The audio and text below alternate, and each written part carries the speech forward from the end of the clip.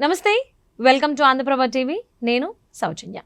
Junior NTR గారు ఒక announcement ఇచ్చారు.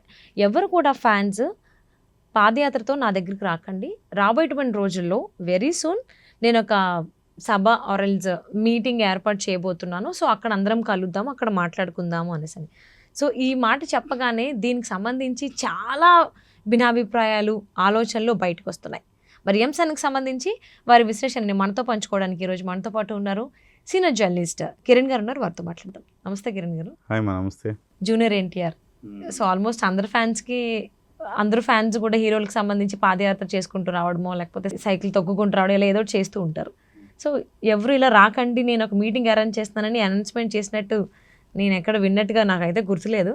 అంటే జూనియర్ ఎన్టీఆర్ గారు ఇలాగా మీరెవరు ఇలా పాదయాత్ర చేసుకుంటూ రాకండి, రాబోయేటువంటి రోజుల్లో నేను ఒక మీటింగ్ పెడతా, అక్కడ కలుద్దాం, అక్కడ మాట్లాడుకుందాం అని చెప్పినట్టుగా తెలుస్తుంది. అంటే దీన్ని రాజకీయ కోణంలో కూడా కొంతమంది చూస్తూ ఉన్నారు.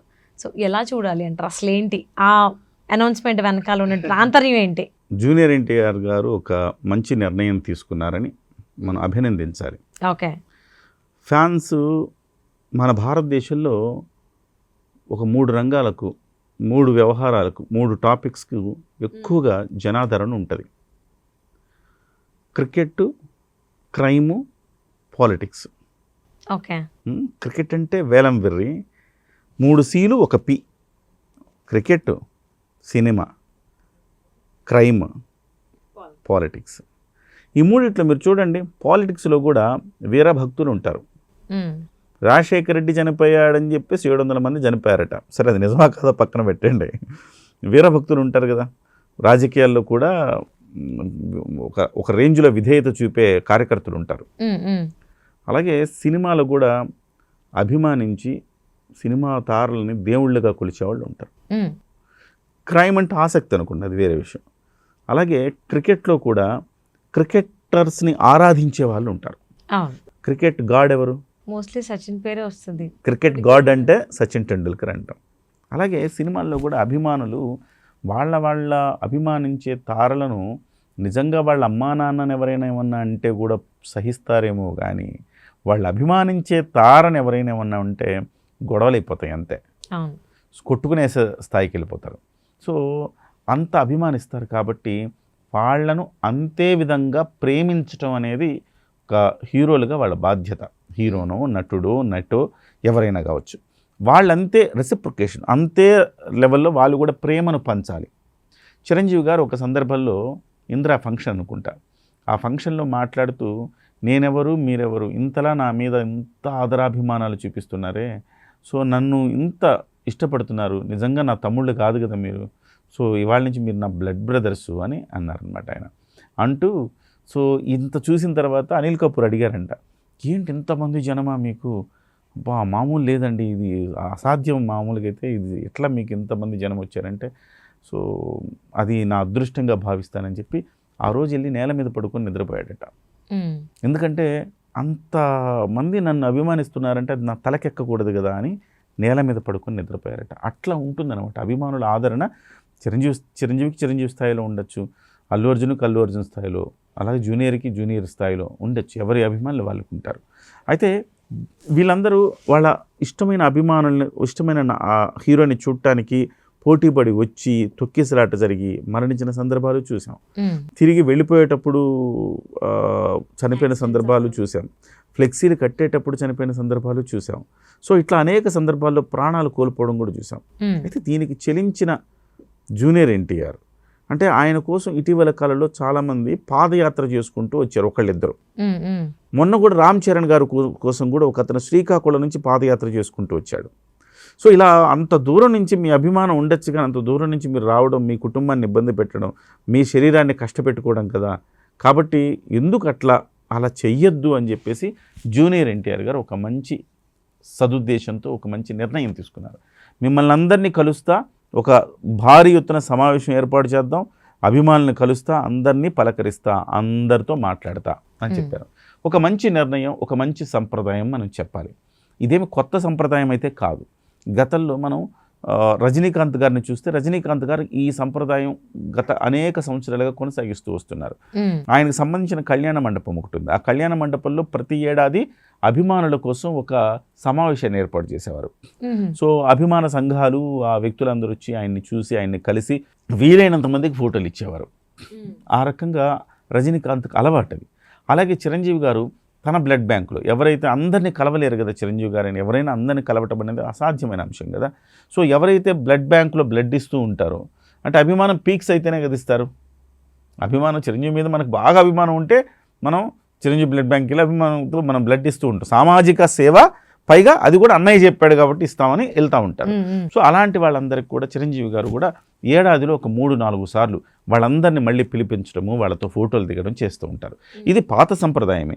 కానీ ఇటీవల కాలంలో అది ఈ తరం హీరోలు ఫాలో అవ్వట్ల.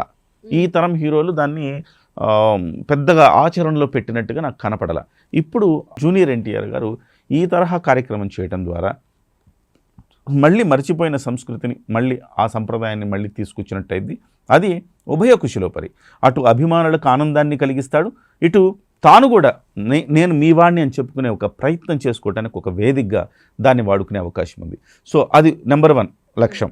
నెంబర్ 2 లక్ష్యం, రాబోయే భవిష్యత్తులో రాజకీయంగా ఎలాగైనా ఉండొచ్చు, ఆయన పాలిటిక్స్లోకి వచ్చే అవకాశం ఉండొచ్చు, ఉండకపోవచ్చు. కానీ రావాలనుకుంటే ఇవాళ వ్యాక్యూమ్ లేదు, కానీ 2034లో వ్యాక్యూమ్ వచ్చిందనుకోండి, అప్పుడు రావాలనుకోండి, అప్పటికి ఈ అభిమానుల సంఘాలను సంఘటితం కావాలి కదా.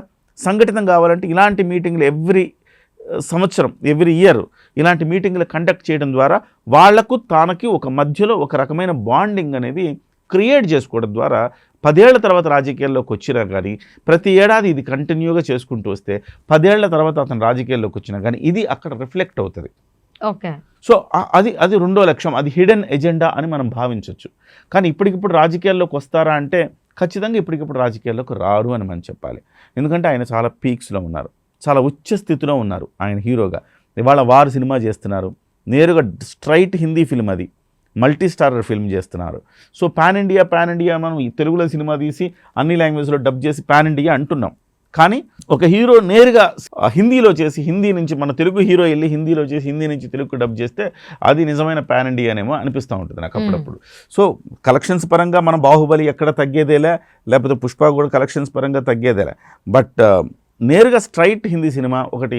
అంతకుముందు చిరంజీవి గారు ప్రతిబంధ్ అని చేశారు, హిందీలో చేశారు. అంకుశం సినిమానే హిందీలో ప్రతిబంధ్గా చేశారు. చిరంజీవి గారు ఒక 2 ప్రయత్నాలు చేశారు. జెంటిల్మెన్ సినిమాను కూడా చేశారనమాట. ఆజ్కా గుండారాజ్ అనే పేరుతో ఏమో చేశారనమాట. అట్లా ఒక 2 సినిమాలు చిరంజీవి గారు కూడా ఆ రోజుల్లో ఒక ప్రయోగం చేశారు. ఏంటి, డైరెక్ట్గా హిందీ సినిమాల్లోకి ఎంట్రీ ఇచ్చి హిందీ ప్రేక్షకులను కూడా ఎస్ మేము ఎక్కడ తగ్గేదేలా మీ అందరికంటే, మేము కూడా ఆన్ పార్ విత్ యూ అని చెప్పి ఆయన రకరకాల సందర్భాల్లో చెప్తూ ఉంటారు. సో నేను వెళ్తే గోవా ఫిల్మ్ ఫెస్టివల్కి వెళ్తే అక్కడ ఒక్క తెలుగు వాళ్ళ ఫోటో కూడా లేదు, బాధ వేసింది నాకు, మనం ఎక్కడ తక్కువ అనిపించింది అంటే అదే ఆయనకు బీజం వేసింది. మనం కూడా హిందీ వాళ్ళను కూడా మనం రంజింప చేయాలి, మనం ఎక్కడ తక్కువ కాదని చెప్పాలనుకుని ఆయన ఒక 2 ప్రయత్నాలు చేశారు. సో అవి అంత ఆశించినంత ఫలితాన్ని అయితే చూపించలేకపోయినాయి. అవి మళ్ళీ తెలుగులోకి ఆయన పరిమితమయ్యారు. అలాగే జంజీర్ సినిమా ద్వారా రామ్ చరణ్ కూడా ఒక ప్రయత్నం చేశారు, అది కూడా కొంచెం ఆశించిన ఫలితం రాల. ఇప్పుడు వారి ద్వారా జూనియర్ ఎన్టీఆర్ గారు ఆ ప్రయత్నం చేస్తారు. ఇది డెఫినెట్గా ఈ రోజుల్లో దక్షిణాది సినిమాలన్నింటిని ఆదరిస్తున్నారు వాళ్ళు. అంటే జూనియర్ ఎన్టీఆర్ గారు ఏదైతే మీటింగ్ పెట్టాలని చెప్పి ఆలోచిస్తున్నారో ఆ సమయంలో ఆ మీటింగ్ అంటే అట్లీస్ట్ అబౌట్ పాలిటిక్స్కి తన ఎంట్రీ ఉంటుందా ఉండదా, ఎప్పుడు ఉంటుంది ఏంటి, దాని గురించి మాట్లాడేట అవకాశం ఉంది అనుకోవచ్చా? కేవలం సినిమాకి సంబంధించి మాత్రమే మాట్లాడతారు అనుకోవాలా? కేవలం సినిమాకి సంబంధించి మాత్రమే ఉంటుంది. అయితే నాకు తెలిసి కొన్ని క్వశ్చన్లు వేయిస్తారు అనుకుంటున్నా, ఇంట్రెస్ట్ క్రియేట్ చేయడానికి. ఇక్కడి నుంచే కొన్ని క్వశ్చన్లు వేయిస్తారు అనుకుంటున్నా. రాజకీయాల్లోకి ఎప్పుడు వస్తారు అంటే దాని గురించి ఆయన ఏదో ఒకటి ఆబ్వియస్లీ ఫ్యాన్స్ అడుగుతారు, అభిమానులు అడుగుతారు. అడగకపోయినా వీళ్ళు కొంచెం కన్స్ట్రక్టివ్గా క్వశ్చన్స్ వేయిస్తారని నాకు అనిపిస్తుంది. సో అట్లా ఆయన డెఫినెట్గా ఒక 2-3 మసాలా దట్టించే క్వశ్చన్లు కూడా ఉండొచ్చు. అట్లా వాళ్ళతో క్వశ్చన్లు, ఇంటరాక్షను, వాళ్ళతో ఫోటోలు దిగడం ఇవన్నీ ఉండొచ్చు. సో ఇంత కెరీర్, నేను ఇంతకుముందు చెప్పదలుచుకుంది ఏంటంటే, ఇంత కెరీర్ పీక్స్లో ఉన్నప్పుడు, ఇవాళ హిందీలో కూడా నేరుగా సినిమా తీస్తున్నంత స్థాయిలో కెరీర్ ఉన్నప్పుడు ఆయన రాజకీయాల్లోకి వస్తాడా అంటే డెఫినెట్గా రాడని మనం చెప్పుకోవాలి. అంత స్పేస్ కూడా లేదు ఇక్కడ. లోకేష్ ఎమర్జ్ అవుతున్నాడు, పవన్ కళ్యాణ్ ఆల్రెడీ ప్రూవ్డ్, అలాగే జగన్మోహన్ రెడ్డి ప్రూవ్డ్. ఈ క్రమంలో రాబోయే రోజులు వీళ్ళ 3 మధ్యనే పోటీ ఉంటుంది. సీఎం స్థానానికి. అలాంటప్పుడు మళ్ళీ ఇంకొక స్పేస్ ఉంటుందా అంటే ఉండదు. సో కాబట్టి జూనియర్ ఎన్టీఆర్ ఇప్పటికైతే రాజకీయాల వ్యవహారం అయితే ఉండదు. భవిష్యత్తులో రాజకీయాల్లోకి రావడానికి ఒక వేదికను, ఒక కావలసిన మౌలికంగా కావలసిన ఆ శక్తిని ఆయన వర్కౌట్ చేసుకుంటున్నాడని మనం భావించాలి. ఓకే, థ్యాంక్ యూ కిరణ్ గారు. Thank you.